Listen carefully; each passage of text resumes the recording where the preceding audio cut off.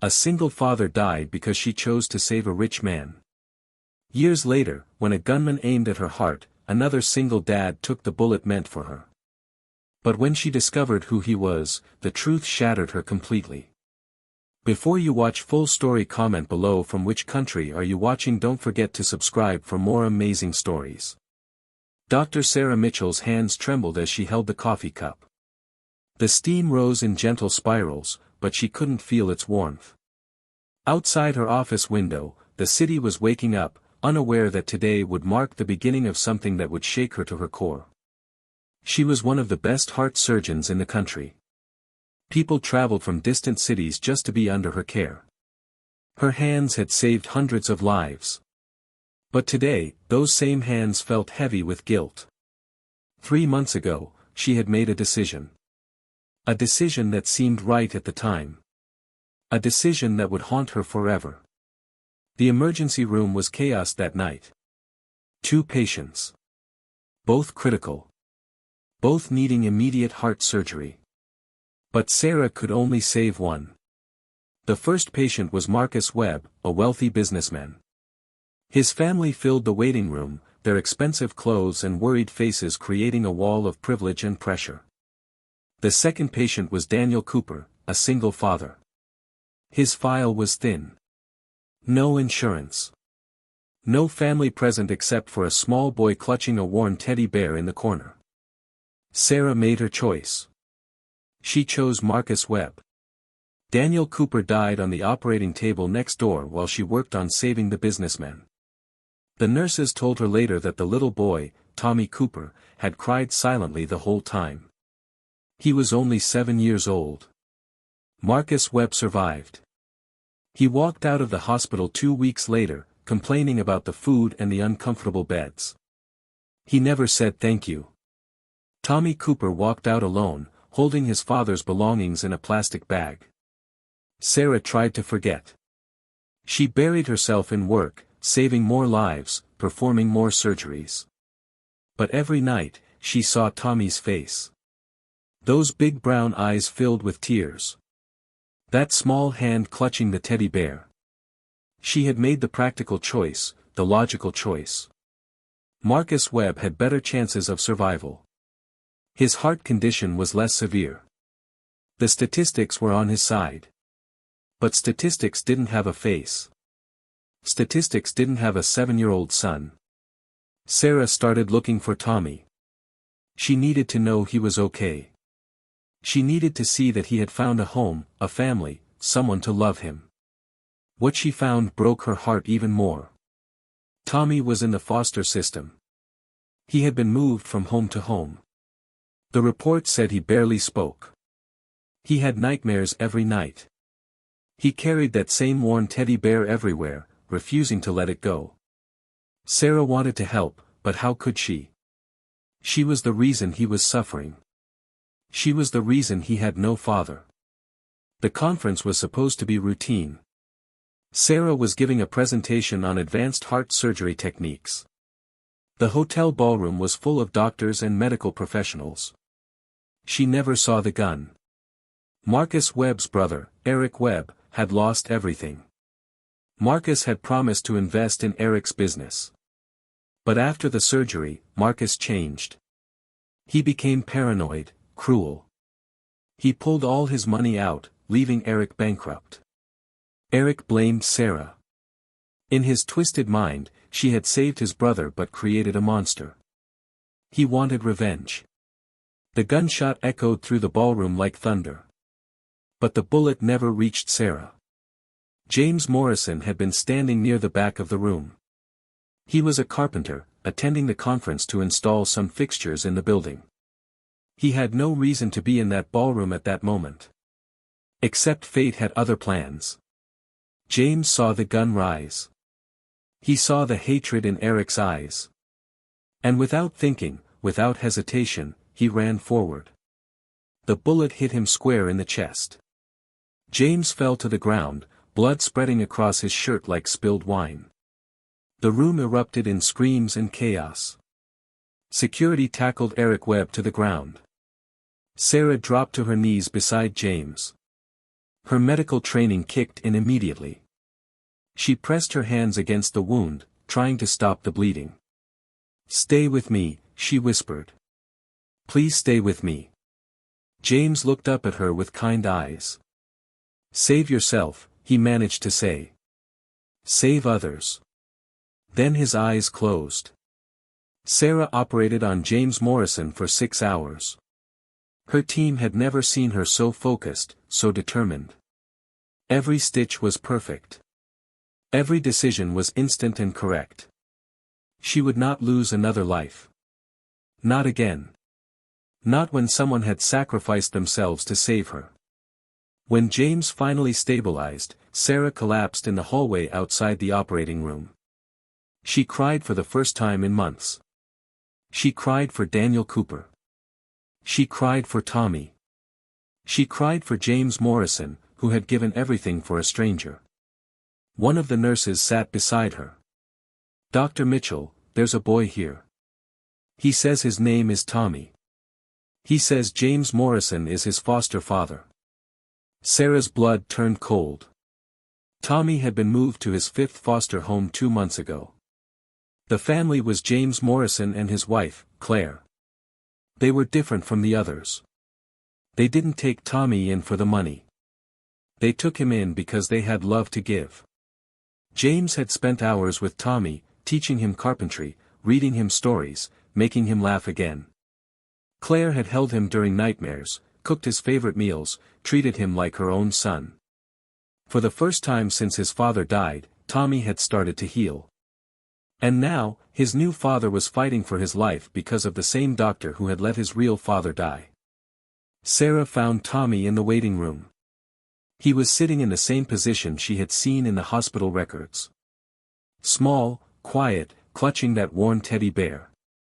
When he saw her, recognition flickered in his eyes. "You're the doctor," he said softly. From that night, Sarah couldn't speak. Her throat was tight with emotion. "My dad died because of you," Tommy continued. His voice wasn't angry. It was just sad, so deeply sad. "And now James might die too." "I'm so sorry," Sarah whispered. "Tommy, I'm so sorry. I made a choice that night, and it was the wrong choice. I thought I was saving the person with the best chance, but I was wrong. I should have saved your father." Tommy looked down at his teddy bear. "My dad gave me this. He said it would protect me. He said whenever I felt scared, I should hug it and remember he loved me." Tears rolled down Sarah's cheeks. "Your father loved you very much. And James loves you too. I promise you, Tommy, I will do everything to make sure James comes back to you. I won't fail again." James developed complications. His heart was struggling. The bullet had done more damage than they initially thought. Sarah didn't leave the hospital. She monitored every vital sign, adjusted every medication. She consulted with specialists from around the country. She would not sleep until James was safe. Claire Morrison sat with Tommy, both of them holding on to hope. On the 3rd day, James opened his eyes. James Morrison's recovery was slow but steady. Sarah visited him every day, checking his progress, talking with him, learning about his life. She learned that James and Claire had always wanted children but couldn't have their own. They had opened their home to foster children, giving love to kids who needed it most. She learned that James was a simple man with a big heart. He built furniture for children's hospitals in his spare time. He volunteered at homeless shelters. He had seen Sarah about to be shot and hadn't thought twice about protecting her. "Why did you do it?" Sarah asked him one afternoon. "You didn't know me. You had no reason to risk your life." James smiled weakly. "I didn't think. I just moved. But if I had thought about it, I would have done the same thing. You save lives, Dr. Mitchell. How many people would die if you weren't here? How many families would lose their loved ones?" His words hit Sarah like a wave. She had been so consumed by guilt over Daniel Cooper that she had forgotten all the lives she had saved. But that didn't erase her mistake. It didn't bring Daniel back. One evening, Tommy came to visit James. Sarah was there, checking James's heart monitor. Tommy looked at her for a long moment, then spoke. "Why did you save the rich man instead of my dad?" The question hung in the air like smoke. Sarah had been dreading this moment, but she knew Tommy deserved the truth. She sat down so she was at eye level with him. "Tommy, I made my decision based on medical facts. Mr. Webb had a better chance of surviving the surgery. Your father's condition was more severe. I thought I was making the right choice based on who had the best odds." "But you were wrong," Tommy said quietly. "Yes, I was wrong. I forgot that medicine isn't just about statistics and odds. It's about people. It's about families. Your father deserved a chance, and I should have given it to him. I should have fought harder for him. I will regret that decision for the rest of my life." Tommy was quiet for a moment. Then he said something that broke Sarah's heart into even smaller pieces. "My dad always helped people, even when he didn't have much money. He would give food to homeless people. He would help neighbors fix their cars. He said being rich wasn't about having money. It was about having a rich heart." Sarah's tears came freely now. "Your father was right. And he raised an incredible son. James is like my dad," Tommy continued. "He has a rich heart too. He saved you even though he could have died. Maybe that's what real richness is. Giving everything for someone else." The police investigation revealed the full story of Eric Webb's breakdown. After Marcus Webb had survived the surgery, he had become a different person. The operation had been successful, but something in Marcus had changed. He had always been difficult, but now he was cruel. He had destroyed Eric's business deliberately, seeming to enjoy watching his brother suffer. He had torn apart family relationships, spread lies, ruined reputations. Eric had snapped. In his pain and anger, he had blamed Sarah for saving a monster. The irony wasn't lost on Sarah. She had saved Marcus Webb because he had the better chance of survival, because he had resources and support. But in saving him, she had unleashed someone who caused nothing but pain. Meanwhile, Daniel Cooper, the man she had let die, had been a pillar of his community. A single father who had worked 3 jobs to provide for his son. A man who had volunteered at soup kitchens. A man who had touched countless lives with his kindness. She had saved the wrong man in every way that mattered. 6 weeks after the shooting, James was ready to go home. His recovery had been remarkable, aided by his strong will and Sarah's dedicated care. On his last day in the hospital, James asked to speak with Sarah privately. "Dr. Mitchell, I want you to know something. Tommy told me about his father. He told me about the night you had to choose between 2 patients." Sarah's stomach tightened. "James, He held up his hand gently. "Let me finish. You've been carrying this guilt like a stone around your neck. I can see it in your eyes every time you look at Tommy. But Sarah, you're human. You made a decision in an impossible situation. You couldn't have known how things would turn out. But I should have." "Should have what?" "Seen the future. Known that Marcus Webb would become cruel. Known that Daniel Cooper was a saint. You made the best decision you could with the information you had. The best decision would have been to save Tommy's father," Sarah said, her voice breaking. James was quiet for a moment. Then he said something that would stay with Sarah forever. "Maybe you couldn't save Daniel. But you saved me. And because you saved me, I can be there for Tommy. I can give him the love and home he needs. In a way, you did save Tommy. Just not the way you wanted to." Sarah started volunteering at free clinics. She began treating patients regardless of their ability to pay. She established a fund in Daniel Cooper's name to help uninsured patients get the care they needed. She couldn't bring Daniel back. But she could honor his memory. She also spent time with Tommy. At first, it was awkward. The boy would watch her with those sad, knowing eyes. But slowly, gradually, they began to connect. Sarah taught Tommy about the heart, showing him models and diagrams. Tommy was fascinated, asking questions that showed a sharp mind.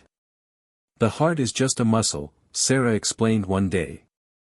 But it's the most important muscle.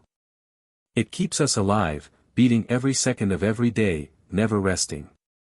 Like how James never stopped fighting, Tommy said. Exactly like that. Tommy looked at her seriously. And like how you never stopped trying to save him.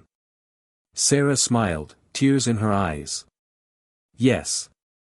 Maybe that's what matters, Tommy said. Not that you're perfect. But that you never stop trying. 8 months after James Morrison took the bullet, news came that shocked everyone. Marcus Webb had died. Not from his heart condition, but from a car accident caused by his own reckless driving. He had been drunk, speeding, and had crashed into a tree. No one mourned him.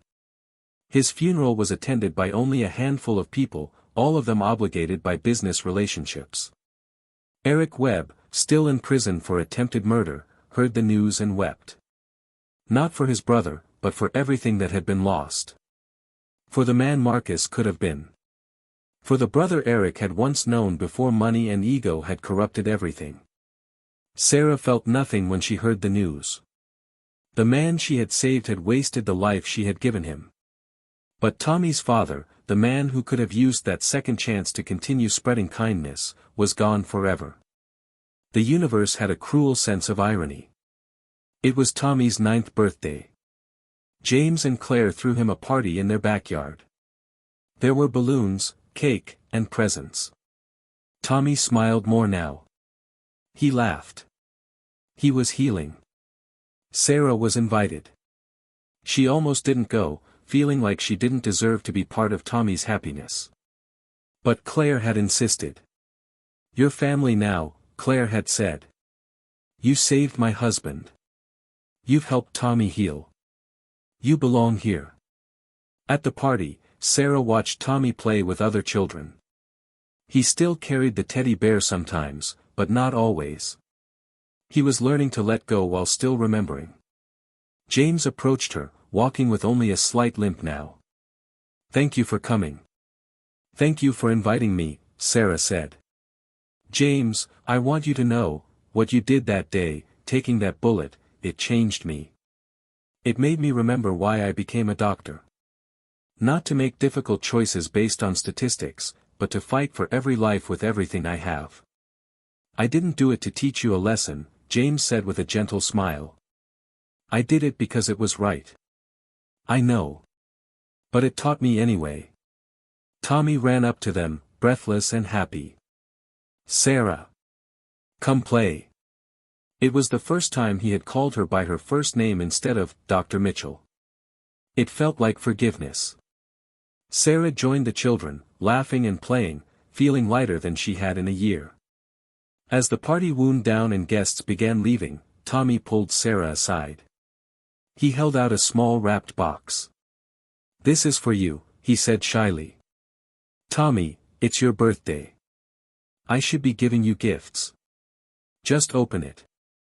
Sarah carefully unwrapped the box. Inside was a small carved wooden heart. It was simple but beautiful, clearly made with care and patience. James taught me how to make it, Tommy explained. He said you needed a reminder. A reminder of what? That hearts can break but they can also heal. And that some people spend their whole lives fixing broken hearts. Like you. Sarah clutched the wooden heart, tears streaming down her face. Tommy, I don't know what to say. Tommy hugged her, something he had never done before. You don't have to say anything. My dad used to tell me that some apologies don't need words. They need actions. And you've shown me you're sorry every day. You saved James. You've helped me. You've changed.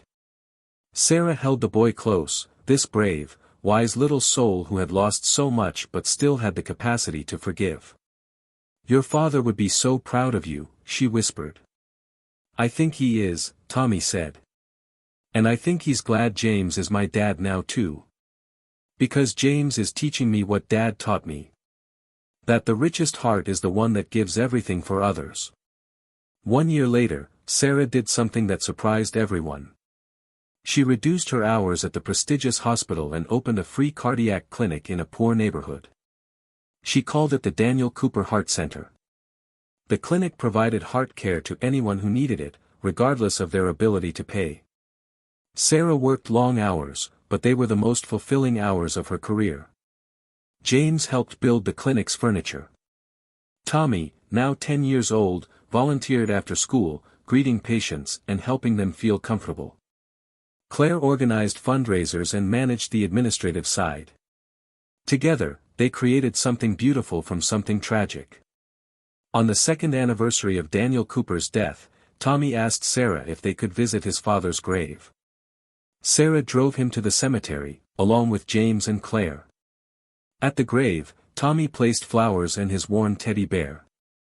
"I don't need to carry this everywhere anymore, Dad," he said softly. "I'll always remember you, but I'm okay now. James and Claire take good care of me. And Sarah is helping lots of people like you. People who don't have much money but have rich hearts." Tommy pulled out a letter he had written. He read it aloud, his voice steady and clear. "Dear Dad, I miss you every day. But I'm not as sad anymore. I was angry at Dr. Mitchell for a long time. I thought she was why you died. But now I understand that sometimes doctors have to make really hard choices. And sometimes they make mistakes. But what matters is what they do after. Sarah has spent every day since trying to make things right. She saved James. She's saving lots of people now. She's even helping me feel better about everything. I think you would like her, Dad. She has a rich heart, just like you did. I love you always. Tommy." Sarah couldn't hold back her tears. She had never cried so much in her life as she had this past 2 years. But these tears were different. They were tears of healing. 3 years after taking the bullet, James was invited to speak at a medical conference. The same hotel, the same ballroom where he had nearly died. Sarah sat in the audience, nervous for him. But James stood at the podium with confidence and grace. 3 years ago, in this very room, I made a split-second decision that changed my life, he began. I saw a gun pointed at Dr. Sarah Mitchell, and I ran forward without thinking. The bullet hit me, and I almost died. He paused, letting the weight of those words sink in. People have called me a hero. But I don't think I am. I think I did what anyone should do when they see someone in danger. I acted on instinct and love for my fellow human beings. But I want to tell you about the real hero in this story. Dr. Sarah Mitchell operated on me for 6 hours. She refused to give up. She called in specialists. She monitored me day and night. She saved my life with skill and determination. But more than that, she did something even harder. She faced her past mistakes. She carried the weight of guilt for a decision she made under impossible circumstances. And instead of being crushed by that guilt, she used it to become better, to do better. Today, the Daniel Cooper Heart Center has treated over 2,000 patients who couldn't afford cardiac care. 2,000 people are alive because Sarah decided that one mistake wouldn't define her. She decided to spend the rest of her career making sure no one else would die because they couldn't pay. That's heroism. Not taking a bullet. But getting up every day and choosing to be better, to do better, to save more lives. The audience erupted in applause. Sarah was crying again, but this time she was smiling too. Tommy was now 12 years old. He had grown into a confident, kind young man. He excelled in school, especially in science. One evening at dinner, he made an announcement. I've decided what I want to be when I grow up, he said. "What's that, son?" James asked. "A heart surgeon. Like Sarah." Sarah, who had been invited for dinner, nearly dropped her fork. "Tommy, you don't have to." "I want to," Tommy interrupted. "You've taught me so much. Not just about hearts and medicine, but about what it means to care for people. I want to help people like my dad who might not have anyone fighting for them." Sarah looked at this remarkable boy who had every reason to hate her but instead had chosen to follow her path. "Your father would be incredibly proud." "I think both my fathers would be," Tommy said, looking at James with love. James wiped his eyes. "Yes, son. We absolutely are." 5 years after the shooting, the Daniel Cooper Heart Center had expanded to 3 locations. Sarah had trained dozens of doctors in her techniques, always emphasizing that medicine was about treating people, not statistics. She still performed surgeries at the main hospital, but her heart was with the clinic. Every patient she treated there reminded her of Daniel Cooper. Every life she saved felt like a small payment on a debt she could never fully repay. But she was trying. Every day, she was trying. One evening, a patient came to the clinic. He was homeless, suffering from a severe heart condition. He had no insurance, no family, no hope. The old Sarah might have looked at his charts and seen impossible odds. She might have calculated survival percentages and made the practical choice. But the new Sarah saw a human being who deserved a chance. "We're going to fight for you," she told him. "With everything we have." The surgery was long and difficult. But Sarah never wavered. She remembered Daniel Cooper. She remembered James Morrison taking a bullet for her. She remembered Tommy's words about rich hearts. The patient survived. Afterwards, as she sat in her office exhausted but fulfilled, Sarah looked at the wooden heart Tommy had given her years ago. It sat on her desk, a constant reminder of what truly mattered. Her phone buzzed. It was a text from Tommy. How did the surgery go? Even at 17, preparing for college and pursuing his dream of becoming a doctor, Tommy still checked on her patients. Sarah smiled and typed back, "We saved him. Another life given a second chance." Tommy's reply came quickly, "Dad would be proud. Both of them." Sarah looked out her window at the city lights. Somewhere out there were thousands of people who were alive because she had learned from her mistake. Because James Morrison had taken a bullet. Because a 7-year-old boy had found the strength to forgive. Years later, Sarah was invited to give a lecture at a medical school. She stood before a room full of young doctors, eager and idealistic, much like she had once been. "You're going to make mistakes," she told them. "All of you. Medicine is about making impossible choices with incomplete information. You're going to lose patience. You're going to second-guess decisions. You're going to carry guilt." The room was silent, hanging on her every word. But here's what I learned from the worst mistake of my career. A mistake that cost a good man his life and traumatized a little boy. The mistake isn't what defines you. It's what you do after that matters. You can let the guilt destroy you, or you can let it reshape you. You can hide from your failures, or you can face them and become better because of them. I made a choice that I will regret for the rest of my life. But because of that choice, and because of a man who took a bullet for me, and because of a boy who taught me about forgiveness, I've saved thousands of lives I might not have otherwise saved. Don't let your mistakes be the end of your story. Let them be the beginning of your redemption.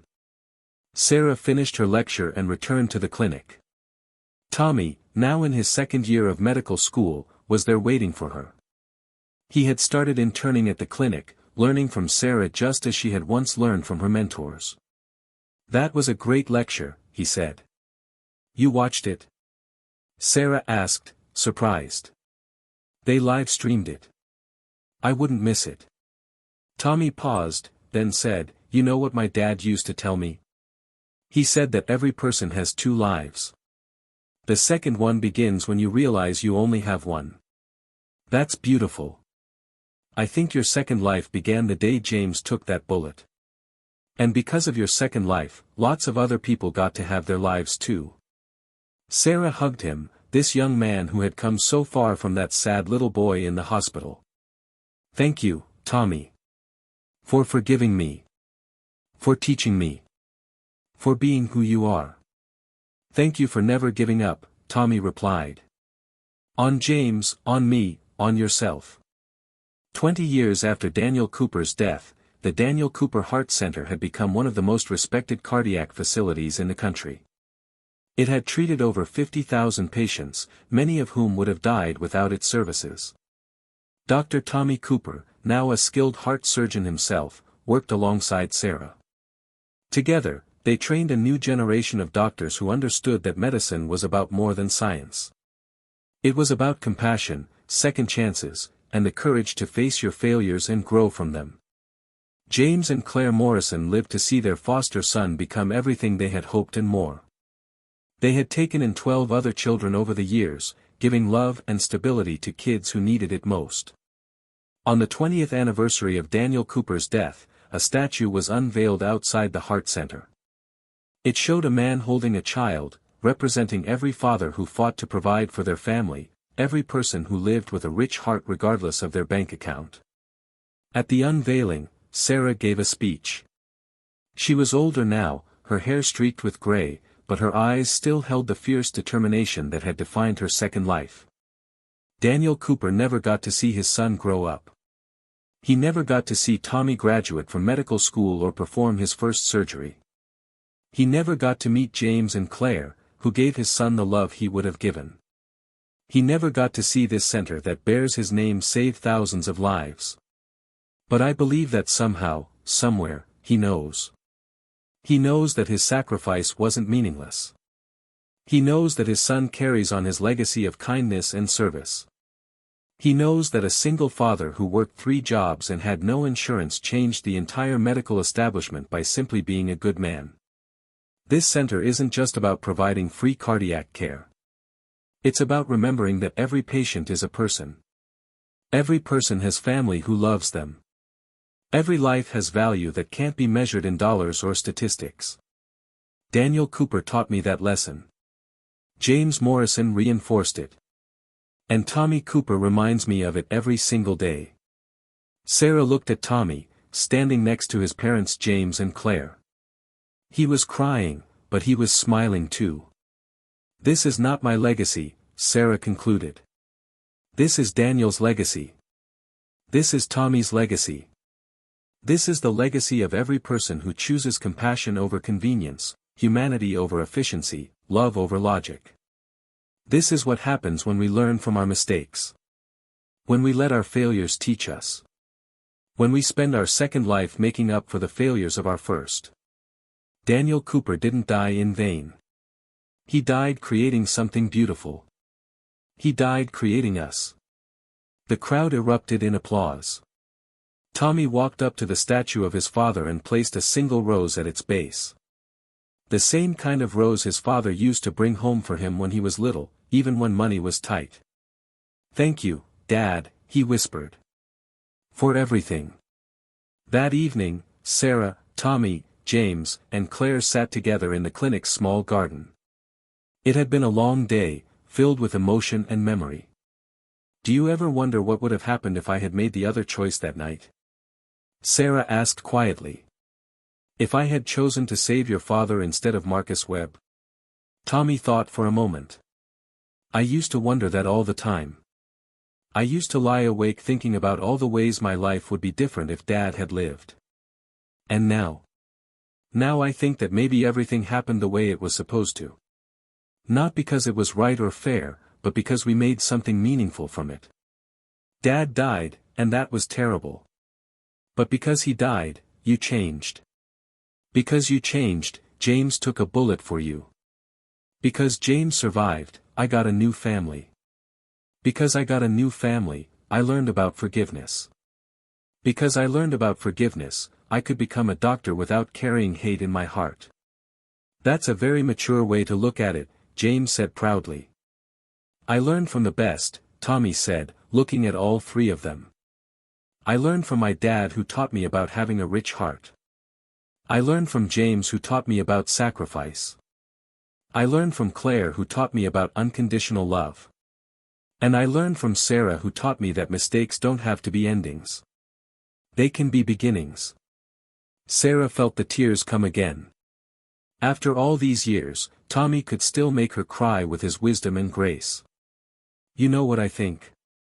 Claire said softly. I think Daniel is proud of all of us.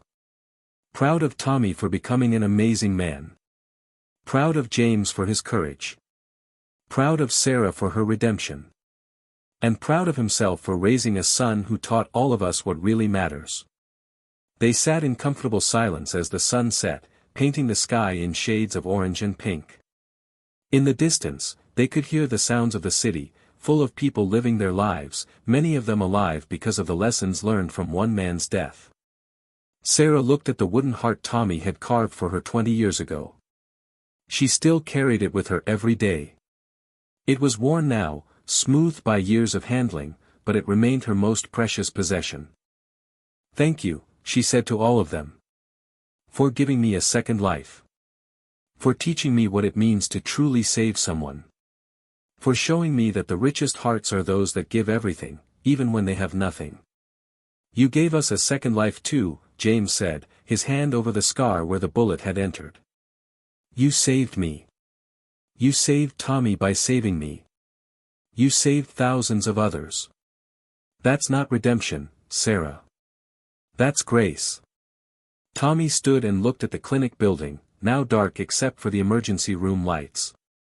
Somewhere inside, doctors were saving lives. Somewhere inside, patients who couldn't afford treatment anywhere else were getting a second chance.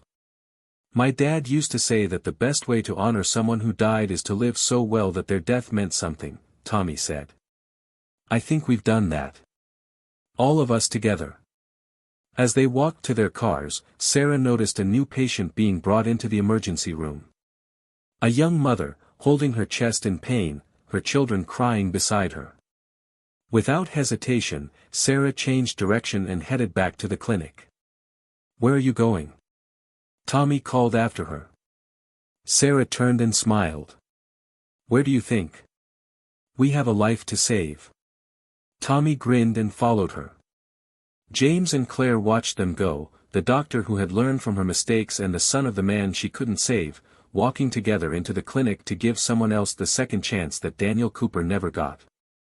And in that moment, 20 years of pain, guilt, forgiveness, and healing came together in perfect understanding.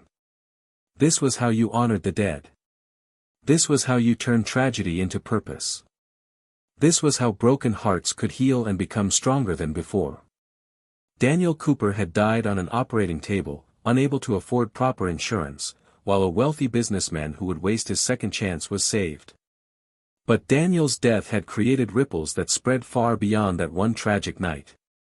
His death had transformed a surgeon, saved a hero, raised a son, and created a legacy that would touch tens of thousands of lives.